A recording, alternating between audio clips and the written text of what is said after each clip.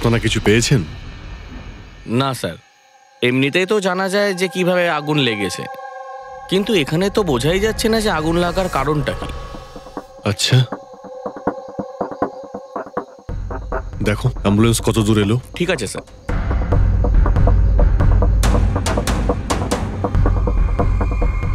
খুব বাজেভাবে ঝলসে গেছে। অদ্ভুত ব্যাপার, জানতেই পারা যাচ্ছে না যে আগুনটা কি করে লাগলো।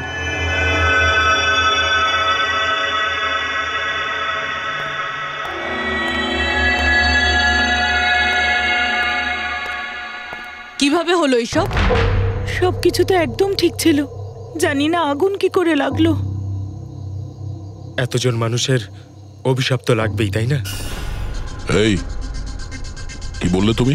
আমি জানতে পেরেছিলাম স্যার যে দিলীপ স্যার কোনো কোর্টের কেসে ফেঁসে গেছিলেন। খুব বড়সড় কেস ছিল স্যার, কিন্তু কিছুদিন আগে ছাড়াও পেয়ে গেছিলেন। অনেকে এই নিয়ে রেগেও ছিলেন। আচ্ছা, এই ঘটনার সুযোগ নিয়ে কেউ ওকে মেরে দেয়নি তো? না, কোর্টে উনি নির্দোষ প্রমাণিত হয়েছিলেন, উনি কিচ্ছু করেননি। কি কেস ছিল? 9 বছর আগে জামাইবাবু থিয়েটারে আগুন লেগে গিয়েছিল, যার জন্য বেশ কয়েকজন মারাও গিয়েছিল, আর সমস্ত দোষ জামাইবাবুর ঘাড়ে চাপলো। এমনি কি করে আগুন লাগতে পারে? এটা নিশ্চয়ই কারোর প্ল্যানিং। কাউকে সন্দেহ হচ্ছে আপনাদের? এটা কে করতে পারে? যে কেউ করতে পারে, অনিতাও করতে পারে। কোন অনিতা? টনির ওয়াইফ, ও এখানে এসেও ছিল।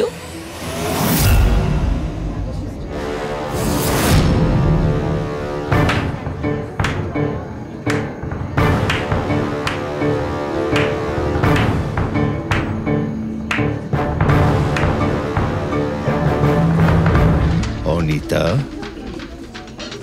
অন্য লোকের ঘর ভেঙে দিয়ে নিজের পরিবারের সঙ্গে এখানে ফুর্তি করা হচ্ছে। ভেরি গুড, ভেরি গুড, বাহ। কিন্তু একটা কথা মনে রেখো, ওই লোকগুলোর মতো তোমরাও ছটফট করে মরবে। সিকিউরিটি! এই চুপ, একদম চেঁচাবি না। বের করো একে বাইরে, বের করো। চলুন ম্যাম, বাইরে চলুন। আউট। মনে হচ্ছে তোদের কি পরিণতি হবে তা নিয়ে কোনো মাথা ব্যথা নেই। তোদের খারাপ সময় শুরু হয়ে গেছে, মনে রাখিস। তুই আমার টনির সাথে যা করেছিস না, মনে রাখিস এরপরে তুই আর বেশি দিন বাঁচবি না, শুনেছিস? তুই এই নিয়ে যাবে কে? তুই আর বাঁচবি না,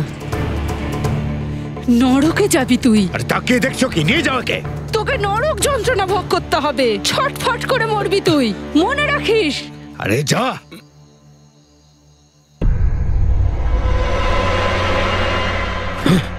লেটস এনজয় রোহন। আরে ভুলে যাও।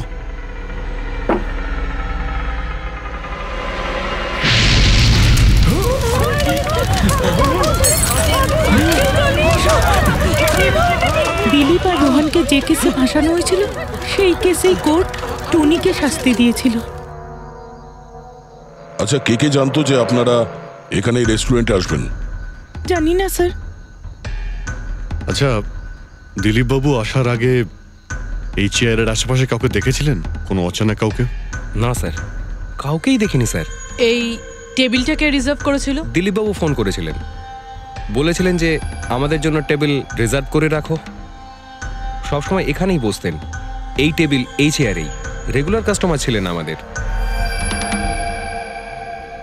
কারোর আগে থেকে জানা ছিল যে দিলীপ এখানে এই চেয়ারে বসবে? স্যার, চেয়ারের আশেপাশে তো এমন কোনো জিনিস নেই যা দিয়ে আগুন লাগতে পারে। এ তো অদ্ভুত ধরনের মিস্ট্রি। CCTV camera.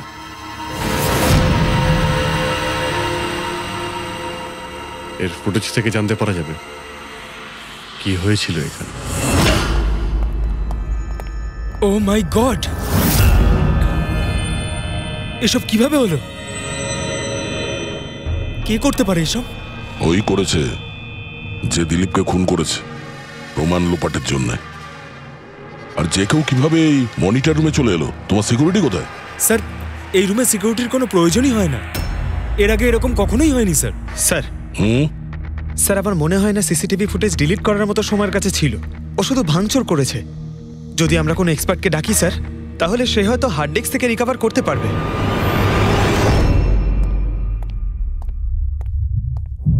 স্যার হ্যাঁ স্যার 9 বছর আগে দিলীপ আর রোহনের একটা থিয়েটার ছিল যেটায় আগুন লেগে গিয়েছিল।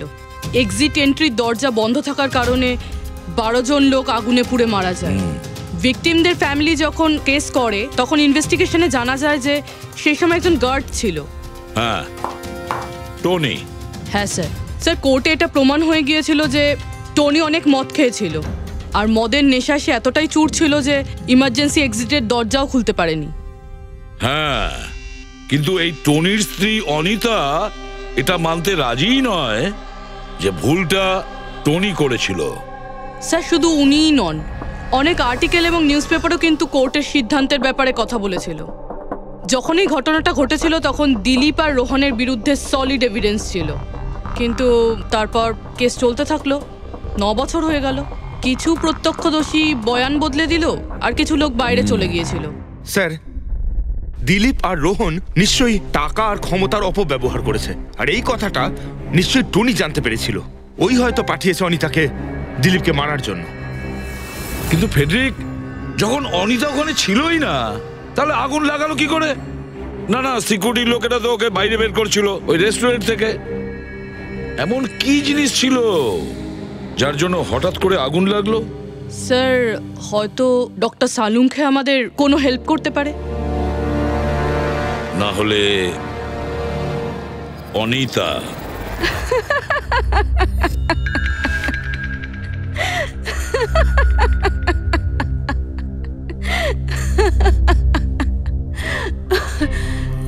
আপনারা তো অবাক হচ্ছেন কেন?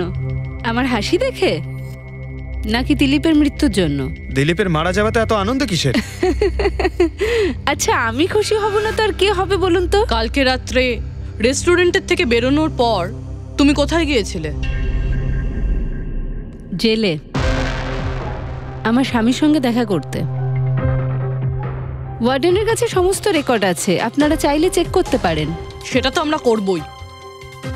আর এইটাও যে তুমি ওই আগুনটা লাগালে কিভাবে? কোনো কালো জাদু করেছিলে তুমি? দিলীপের গায়ে হঠাৎ করে আগুন লাগলো কি করে? কালো জাদু জানলে অবশ্যই প্রয়োগ করতাম, কিন্তু আমি খুব খুশি হয়েছি। দিলীপও ঠিক সেইভাবেই ছটপট করে মরেছে যেভাবে 9 বছর আগে ওই নিরীহ লোকগুলো মারা গেছিল,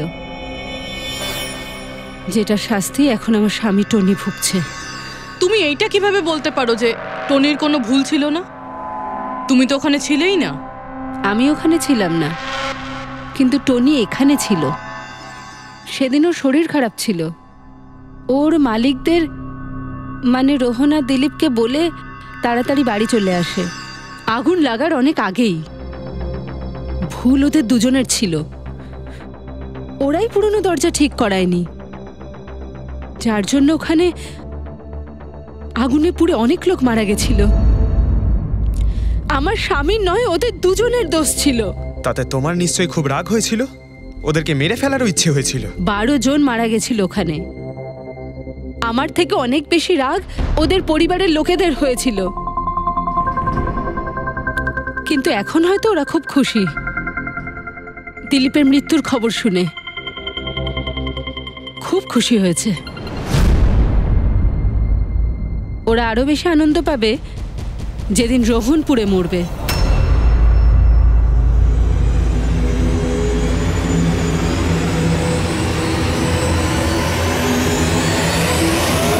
স্যার 42 জন আছে, ওই 12 জন ভিকটিমের কাছের আত্মীয় আর ফ্যামিলির লোকেরা মিলে। সাসপেক্ট বেশি আর সময় কম। স্যার, এই 42 জন লোকের মধ্যে সবার আগে সেই সমস্ত লোকেদের নাম সরিয়ে দিতে হবে যারা কালকে দিলীপের মৃত্যুর সময় শহরে ছিল না। স্যার 9 বছর হয়ে গেছে এই ব্যাপারটার।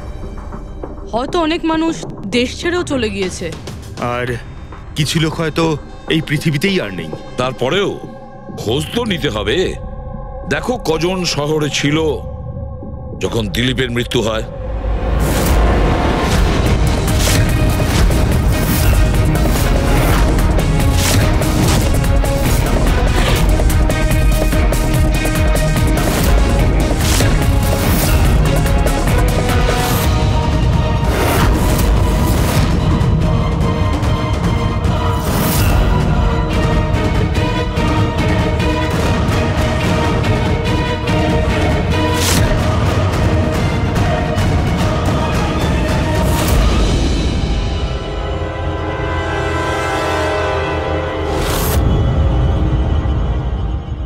পঙ্কজ, কজন এখানে আছে? 27 জন স্যার, যারা সেই সময় শহরে ছিল, আর ওদের দিলীপকে মারার কারণও ছিল। ঠিক আছে, সবাইকে বিউরোতে ডাকুন, দেখা যাক ওরা নির্দোষ হওয়ার। ফিল্ম একাই দেখতে গিয়েছিলেন? সেই দিন আমি বিজি ছিলাম, তাই উনি একাই চলে যান। কালকে রাত্রে কোথায় ছিলে তুমি? স্যার আমি আমার বন্ধুদের সঙ্গে ছিলাম। স্যার আমি পাসপোর্ট অফিসে গেছিলাম। ওই দুজনকে আমি এমনি এমনি ছেড়ে দেব না। তো কি করেছিলে তুমি? ভেবেছিলাম যে দিলীপের সাথে ফেস টু ফেস দেখা করব, আর ওকে জিজ্ঞেস করব যে তুমি এরকম কেন করলে। স্যার তারপরে আমি আমার বন্ধুদের সাথে বাড়িতে যাই। আমি আমার ওয়াইফের সাথে মলে ছিলাম। স্যার আমার বন্ধুদের জিজ্ঞাসা করতে পারেন।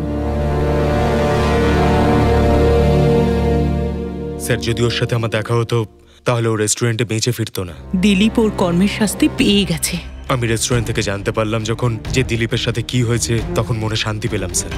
আর বাকি থাকলো রোহন, ও তার কর্মের শাস্তি নিশ্চয়ই পাবে। এবার এই 27টা নামের মধ্যে তাদের নামগুলো রেখে দাও যারা ঘুরিয়ে ফিরিয়ে উত্তর দিচ্ছিল, আর যারা নিজেদের উত্তর অনেক আগে থেকেই তৈরি করে রেখেছিল।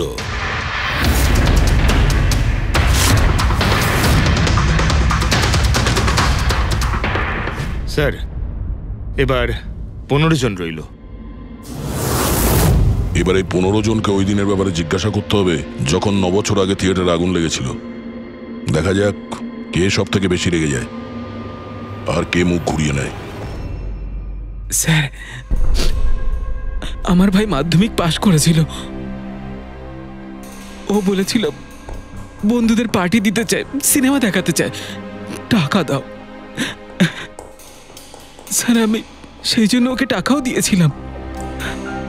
হয়তো ওই টাকাটা আমার ওকে দেওয়া একেবারেই উচিত হয়নি স্যার। যে এই কাজটা করে থাকুক খুব ভালো করেছে।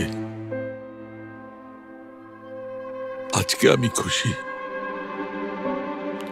আজ আমি খুব খুশি। কুমারবাবু আপনি ইউনিভার্সিটিতে ফিজিক্সের প্রফেসর, তাই তো? Yes sir, head of the department physics.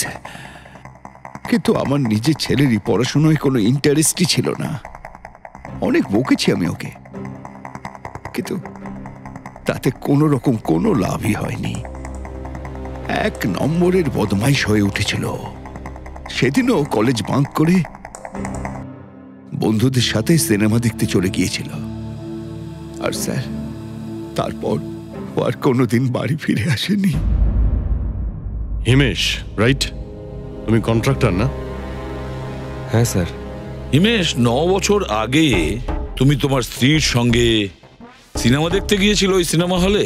আমাদের নতুন নতুন বিয়ে হয়েছিল, স্যালোনির সাথে সিনেমা দেখতে গিয়েছিলাম। ওর খুব খিদে পেয়েছিল, আমি সিঙ্গাড়া আনতে বাইরে গেছিলাম। আমি ওখানে ফিরে গিয়ে দেখলাম ওখানকার দরজা লক হয়ে গেছে, আর ভেতর থেকে লোকেদের চিৎকার চেঁচামেচি শোনা যাচ্ছিল, আর খুব ধোঁয়া বেরোচ্ছিল ওখান থেকে। আমি স্যার দরজা খোলার অনেক চেষ্টা করেছিলাম, আমি খুব চেষ্টা করেছিলাম। আমি পাগলের মতো দরজায় ধাক্কা দিতে থাকি। সালোনি সালোনি সালোনি বলে আমি চিৎকার করতে থাকি, কিন্তু আমি কিচ্ছু করতে পারিনি স্যার। আমি কিচ্ছু করতে পারিনি, আমার সালোনিকে আমি বাঁচাতে পারিনি। ওখানে তো একটা গার্ডও ছিল না, টনি? ও কি দরজা খোলেনি? ছিল না স্যার। ওখানে আর কোনো গার্ড, মানে আর কাউকে দেখেছিলে তুমি? কেউ ছিল না স্যার, কেউ ছিল না।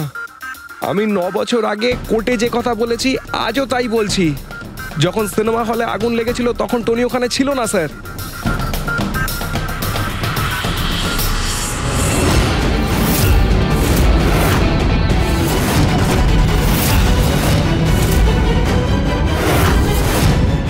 স্যার এই হলো আমাদের 15 জন সাসপেক্ট যারা দিলীপকে খুন করতে পারে। স্যার পুলিশ বলছিল যে ফায়ারম্যানরাও বলতে পারেনি যে আগুনের এক্স্যাক্ট সোর্সটা কোথায় ছিল। ওরা তো দেখা মাত্রই জানতে পেরে যায়, তাই না? জানতে পেরে যায় যে ওখানে এমন কি জিনিস ছিল যাতে আগুন ছড়িয়ে পড়ে, কিন্তু ওরা জানতে পারেনি ওরা জানতে পারেনি, ওরা এই জন্য জানতে পারেনি কারণ ওই জিনিসটার না ছিল কোনো গন্ধ, না ছিল রং। Exactly sir.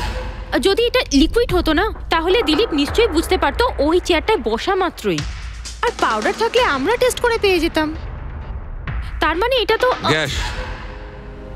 তার মানে হচ্ছে এটা ছিল গ্যাস। গ্যাস? এই জন্য ওই ফায়ারম্যান জানতে পারেনি যে কিসের জন্য আগুন লেগেছিল। ইনফ্লেমেবল গ্যাস বস, যার শুধু একটা স্পার্কের দরকার হয় জ্বলে উঠবার জন্য। কিন্তু একটা কথা বুঝতে পারছি না, দিলীপ যে চেয়ারে বসেছিল সে চেয়ারে গ্যাস আসলো কোথা থেকে? চেয়ার থেকেই। কি চেয়ার থেকে? সেটা এইভাবে বস, যে চেয়ারে দিলীপ বসেছিল তার নিচের অংশে কেউ ওই ইনফ্লেমেবল গ্যাসকে স্প্রে করেছিল। মারা যাওয়ার সময় দিলীপের সংস্পর্শে দুটো জিনিস ছিল, একটা তো এই চেয়ার যেটাতে ও বসেছিল, আর একটা ওয়াইনের গ্লাস যেটা ও হাতে ধরেছিল। আমরা এই দুটো জিনিসই চেক করেছি, তো এই চেয়ারটার থেকে আমরা ইনফ্লেমেবল গ্যাসের কিছু ট্রেসেস পেয়েছি। বস, আমাদের আশেপাশের পরিবেশে সর্বদা জ্বলনশীল পদার্থ ঘুরে বেড়ায়, যেটা কখনো কখনো স্পন্টেনিয়াসলি জ্বলে যায়। যেমন হচ্ছে মাস গ্যাস, একটা ন্যাচারাল বায়োগ্যাস, আর জ্বলনশীল গ্যাস এর মেইন কম্পোনেন্ট। তার মানে ইনফ্লেমেবল গ্যাস যে কোনো সময় হাওয়াতে এমনি এমনি জ্বলে উঠতে পারে? না ফ্রেডি, নিজে নিজে নয়। যখন পরিবেশটা খুব বেশি উত্তপ্ত হয়ে ওঠে আর সেটা পরিবেশের অক্সিজেনের সঙ্গে মিশে যায়, তখন একটা সুপার হাই টেম্পারেচার উৎপন্ন হয়, যার কারণে এই আগুন লেগে যায়। কিন্তু ডক্টর সালুখে, ওখানে তো এরকম কোনো হাই টেম্পারেচারের মতো কিছু ছিলই না। এক্স্যাক্টলি, এমন কোনো ডাইরেক্ট সোর্স ছিলই না যাতে তাপ উৎপন্ন হতে পারে।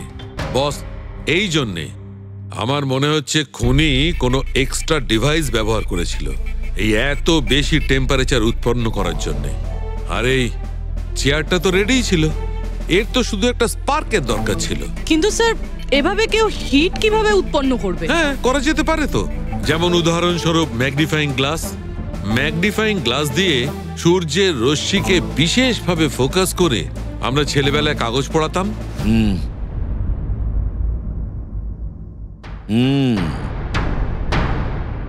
মনে হচ্ছে ওই রেস্টুরেন্টে আবার যেতে হবে, খোঁজ নিতে হবে কিসের থেকে আগুনটা লেগেছিল।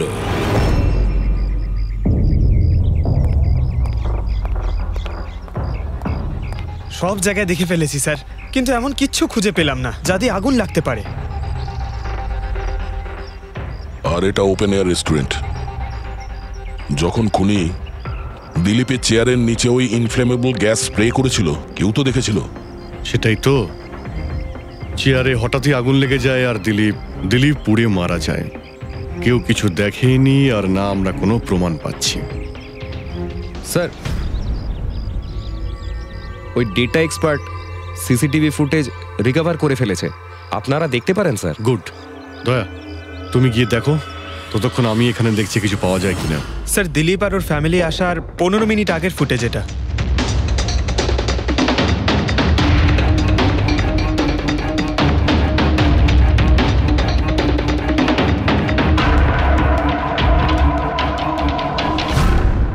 এ চেয়ার চেঞ্জ করছে। এর কোনো দ্বিতীয় অ্যাঙ্গেল আছে কি এই সময়েরই? চেক করো। 1 মিনিট স্যার।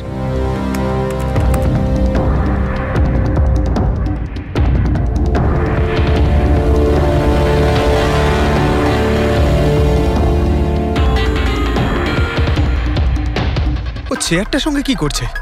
গ্যাস স্প্রে করছে নাকি? হ্যাঁ, ও নিজের চেয়ারে গ্যাস স্প্রে করলো, আর ও নিজের চেয়ারের সঙ্গে ওই চেয়ারটা বদলে দিল যেটায় দিলীপ বসতো।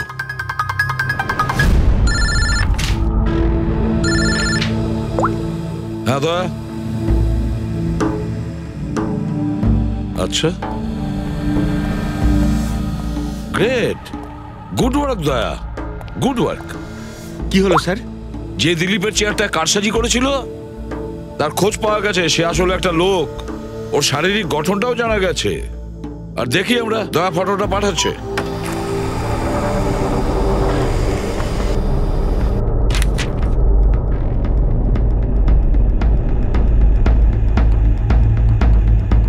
খুনি এই বাকি লোকগুলোর মধ্যেই কেউ একজন, এদেরই মধ্যে কেউ। আর এবার এর পরের শিকার রোহান।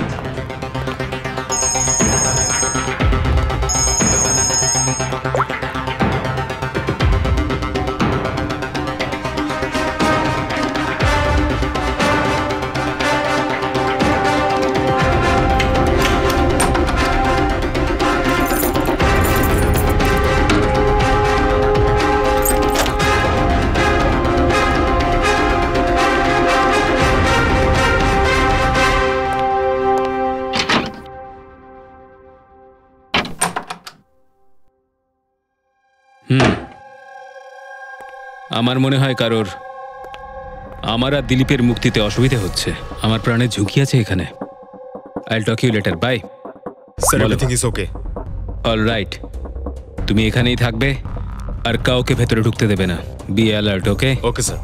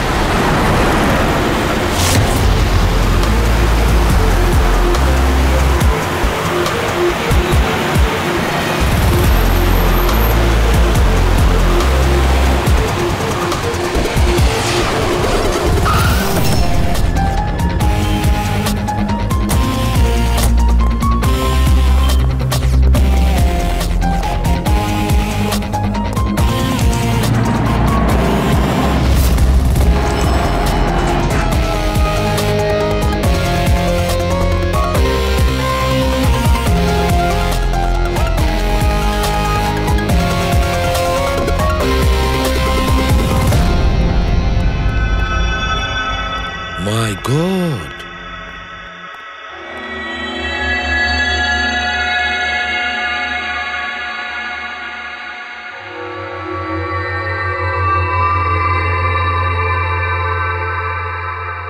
কি হয়েছিল এখানে আর কিভাবে?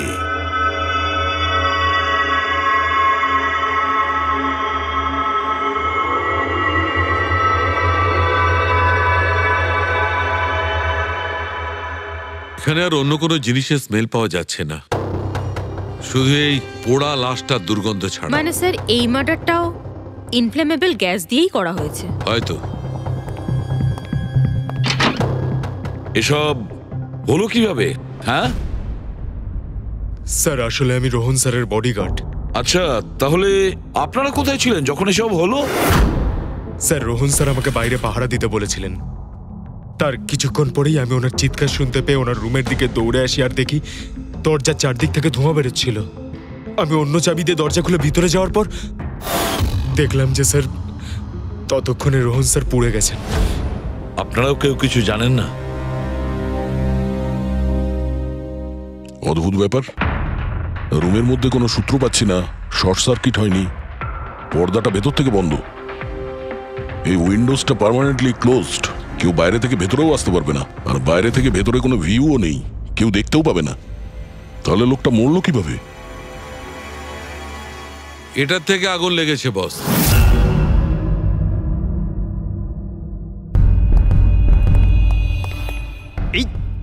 এই জিনিসটা দিয়ে? এটা কি স্যার? এটা হচ্ছে ফিলামেন্ট। ফিলামেন্ট? ইলেকট্রিক বাল্বের ভেতরের ফিলামেন্ট। যখন এই ফিলামেন্টের ভেতর দিয়ে ইলেকট্রিক পাস করানো হয় তখন এটা গরম হয়ে লাল হয়ে যায়। বস, খুনিও এই টেকনিকটাই ব্যবহার করেছে ওই জ্বলনশীল গ্যাসটাকে জ্বালানোর জন্য। কিন্তু ওই রেস্টুরেন্টে যেখানে দিলীপ মারা গিয়েছিল ওখানে তো আমরা এরকম কোনো ফিলামেন্টের মতন কিছু পাইনি।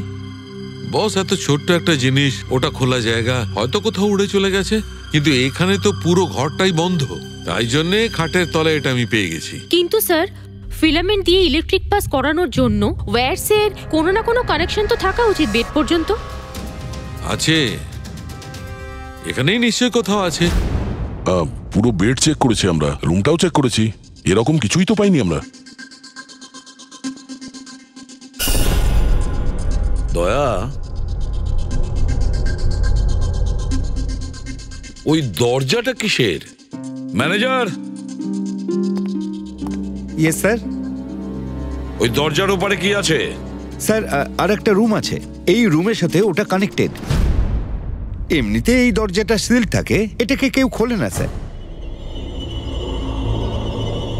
খুলুন এই দরজাটা। Yes sir. আসুন স্যার।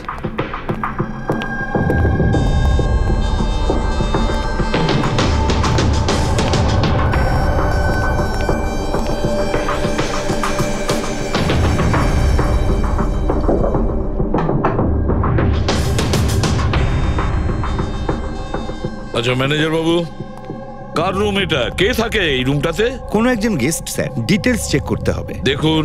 Okay sir.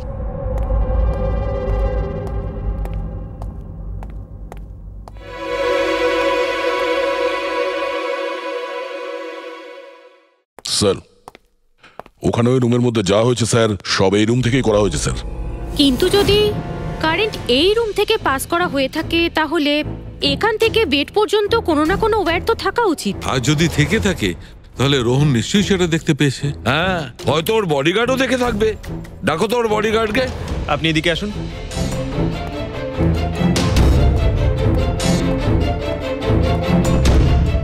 একটা কথা বলো, যখন তুমি রোহনের ঘরে এসেছিল তখন কোনো তার দেখেছিলে এখানে এই দরজা থেকে ওই রুম পর্যন্ত? কোনো কিছু? না স্যার, রোহন স্যার এই রুমে ঢোকার আগে আমি এই রুমটাকে খুব ভালো করে চেক করেছিলাম, কিন্তু তার বা সেরকম কিছু আমার চোখে পড়েনি। ঠিক আছে, যাও তুমি। যাই হোক না কেন দয়া, খুনি এই দরজাটা ব্যবহার করেছে। এই দরজা দিয়ে রোহনের রুমে আসে আর রোহনের বেডে ইনফ্লেমেবল গ্যাস স্প্রে করে, আর যে কোনো ভাবেই হোক ফিলামেন্টে কারেন্ট দিয়ে দেয়, তাতে ফিলামেন্ট গরম হয়ে যায় আর ইনফ্লেমেবল গ্যাসে আগুন ধরে যায়, আর তাতে রোহনের মৃত্যু হয়। বস, একটা কথা কিন্তু ঠিক, খুনি যেই হোক না কেন তার ইলেকট্রিক আর কেমিক্যাল সম্পর্কে খুব ভালো জ্ঞান আছে। প্রফেসর কুমার, ফিজিক্সের প্রফেসর কুমার, ওর থেকে আর কে বেশি জানতে পারে এই ব্যাপারে? স্যার, ওই প্রফেসর কুমারের সঙ্গে দেখা করো। স্যার। দয়া, আমিও যাব তোমার সঙ্গে।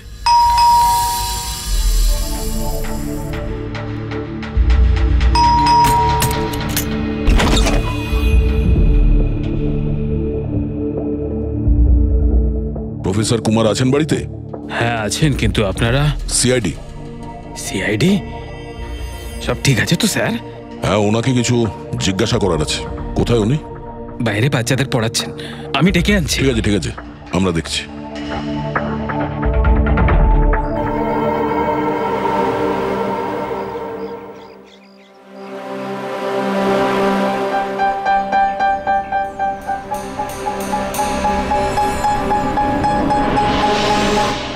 মিস্টার কুমার, আপনার কাছে আমাদের কিছু জিজ্ঞাসাবাদ আছে।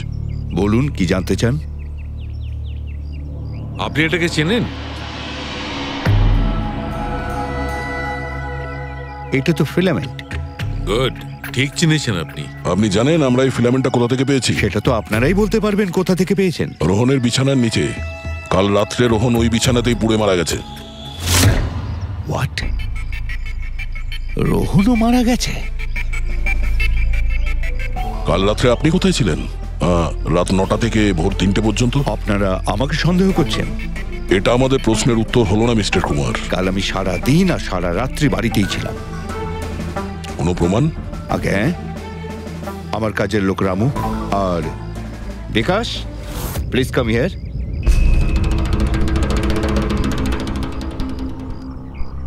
Yes sir. এনাদের বলো যে কাল কোথায় ছিলাম। স্যার আমাদের সবার এক্সট্রা ক্লাস নিচ্ছিলেন এই বাড়িতেই। কটা থেকে কটা পর্যন্ত? স্যার সন্ধ্যা 6টা থেকে ভোর 5:30 পর্যন্ত। সামনেই আমাদের এক্সাম, তাই আমরাই স্যারকে রিকোয়েস্ট করেছিলাম এক্সট্রা ক্লাস করানোর জন্য। ঠিক আছে স্যার, তুমি যাও বাবা। স্যার আমার আরো 5 জন স্টুডেন্টস আছে যারা কাল সকাল 9টা থেকে 5:30 পর্যন্ত আমার কাছে ছিল। বলেন তো ওদেরও ডাকি? ঠিক আছে, এবার আমি যেতে পারি স্টুডেন্টদের পড়াতে? Please please. Thank you.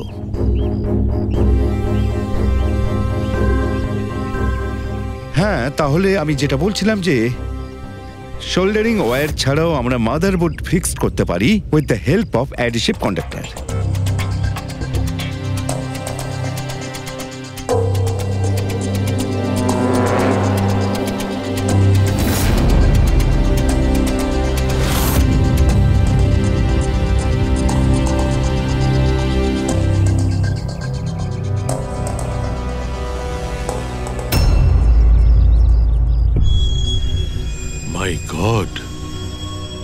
My god, আরে ভাই কি ব্যাপারটা? কি?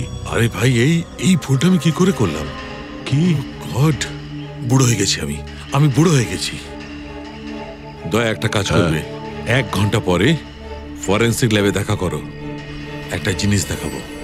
1 ঘন্টা পরে। আরে ওই হ্যাঁ বস, একটা কাজ করো, এই সুইচটা দিয়ে ওই বাল্বগুলোকে জ্বালাও। এই সুইচ দিয়ে? এই সুইচ দিয়ে? হ্যাঁ হ্যাঁ, এই সুইচটা দিয়ে। আরে এর মধ্যে কোনো কানেকশন দেওয়া নেই, কিভাবে জ্বলবে? তুমি প্রশ্ন করো না, কখনো কখনো আমার কথাটাও মেনে নাও। কখনো কখনো। এই অন করলাম। কই স্যার, কিছুই তো হলো না। হবে হবে। আরে কি হবে? কিছুই হবে না। হবে ভাই, বিলিভ মি, হবে। 1 মিনিট। আরে ওর শরীর ঠিক আছে তো? হ্যাঁ স্যার জানি না কি হয়েছে, প্রফেসর কুমারের সঙ্গে দেখা করে আসার পর থেকেই উনি বাল্ব নিয়ে খেলে যাচ্ছেন। একটা কথা বলো, ওই ফিঙ্গারপ্রিন্ট গুলোর খবর কি, যেগুলো তুমি হোটেলের লোকেদের কাছ থেকে নিয়েছিলে আর ওই রুমটা থেকে নিয়েছিলে? স্যার অনেক ফিঙ্গারপ্রিন্টস পাওয়া গেছে, কিন্তু সবগুলো স্টাফ মেম্বারসদেরই, এছাড়া আর কারোর পাওয়া যায়নি। এটা কিভাবে সম্ভব? এই যে দাদা, একটু এই দিকেও দেখুন। হ্যাঁ হ্যাঁ দেখছি। হ্যাঁ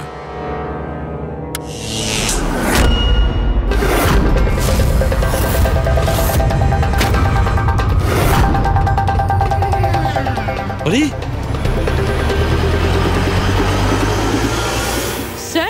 স্যার, এই বাল্বগুলো জ্বললো কিভাবে?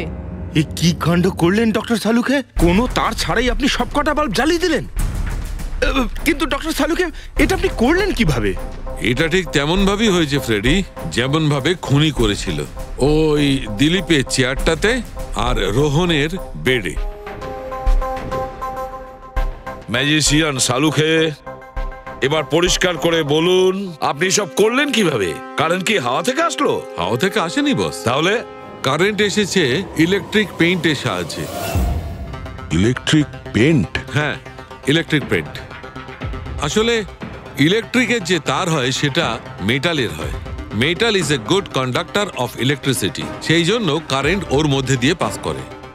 ঠিক একই রকম ভাবে কিছু পেইন্টও আছে যেগুলোকে আমরা ইলেকট্রিক পেইন্ট বলি, আর এটাও গুড কন্ডাক্টর অফ ইলেকট্রিসিটি। এর মধ্যে দিয়েও ইলেকট্রিসিটি পাস করতে পারে। অদ্ভুত ব্যাপার হলো এটা যে কোনো কালারের সঙ্গে মিশে যায়, যেটা খুব সহজে যে কোনো ব্যাকগ্রাউন্ডে মার্জ হতে পারে। ও, এই কারণেই আমরা হোটেলের রুমে আর রেস্টুরেন্টে কিছু দেখতে পাইনি স্যার। এক্স্যাক্টলি দয়া, খুনি আসলে হোটেলের রুমের আর রেস্টুরেন্টের ফ্লোরের দুটোর কালার এই কালারের সঙ্গে ম্যাচ করেছে, এই জন্য আমরা দেখতে পাইনি।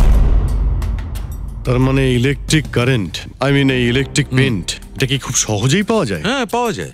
আসলে এটা ইলেকট্রিক সোল্ডারিং আর রিপেয়ারিং এর কাজে লাগে। আর এটা সবচেয়ে বড় বিশেষত্ব হলো যে এটা সাধারণত খালি চোখে এটা দেখা যায় না, শুধুমাত্র ইনফ্রারেড লাইটেই এটা দেখা যায়। আমি দেখাচ্ছি।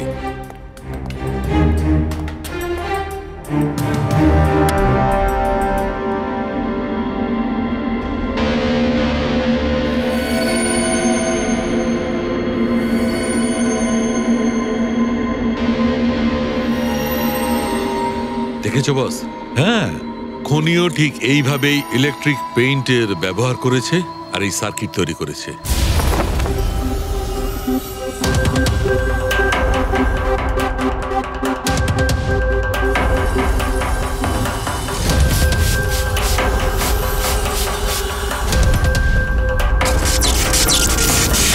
একটা কথা তো নিশ্চিত, এ যেই হোক না কেন তার এ সমস্ত ব্যাপারে খুব ভালো জ্ঞান আছে।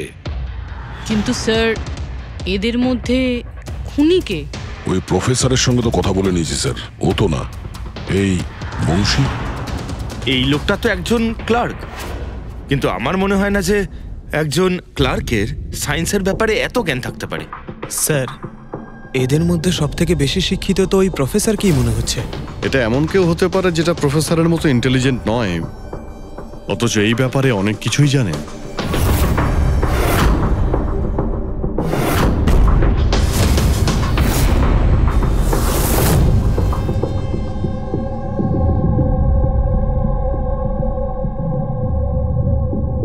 সেই লোকটা অভিজিৎ, এই লোকটাই সে। মনে পড়ছে কি বলেছিল আমাদের, যে ও কি কাজ করে?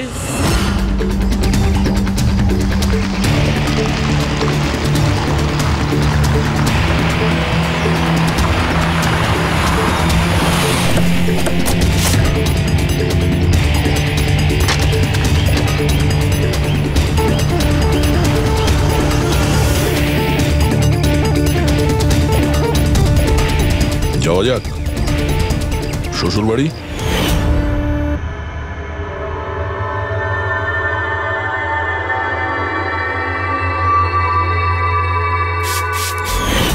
দিলীপ আর রোহনের উপর কেস হয়েছিল, কিন্তু আমি জানতাম ওরা টাকার পাওয়ারের জোরে ছাড়া পেয়ে যাবে।